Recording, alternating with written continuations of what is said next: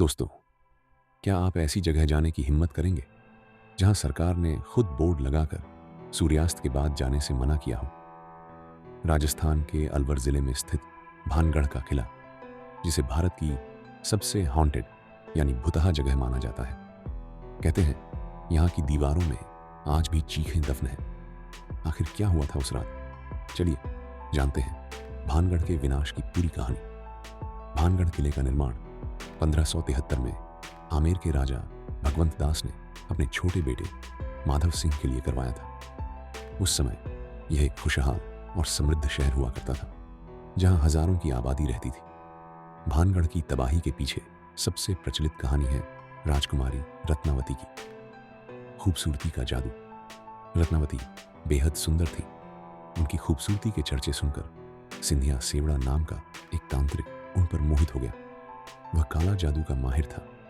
तांत्रिक की साजिश। एक दिन जब राजकुमारी की सहेलियां बाजार से इत्र परफ्यूम खरीद रही थीं, तब तांत्रिक ने उस इत्र की शीशी पर वशीकरण मंत्र फूंक दिया ताकि राजकुमारी उसके वश में हो जाए। 3:03 चट्टान और श्राप। राजकुमारी को तांत्रिक की चाल का पता चल गया। उन्होंने वह शीशी एक बड़ी चट्टान पर पटक दी। जादू के प्रभाव से वह चट्टान खुद लुढ़कती हुई तांत्रिक की तरफ बढ़ी और उसे कुचल दिया।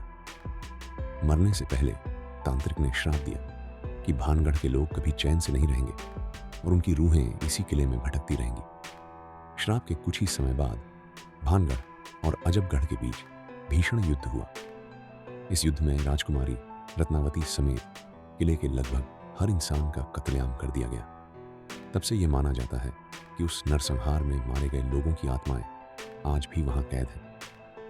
कुछ लोग एक और कहानी बताते हैं, साधु का श्राप। किले के पास बाबा बालकनाथ की कुटिया थी। उन्होंने शर्त रखी थी कि किले की परछाई उनकी कुटिया पर नहीं पड़े रहनी चाहिए।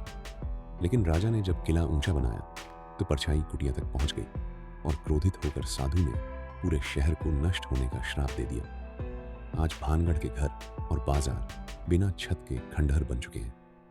भारतीय पुरातत्व विभाग ASI ने सख्त निर्देश दिए हैं कि शाम के बाद यहां कोई नहीं रुकेगा। स्थानीय लोग बताते हैं कि रात में वहां पायल की आवाज, बाजार सजने का शोर और लोगों के रोने की आवाजें आती हैं।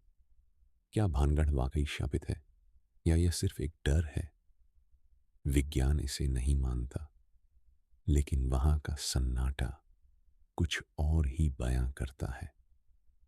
अगर आपको मौका मिले तो क्या आप रात में भानगढ़ रुकना चाहेंगे? कमेंट में जरूर बताएं।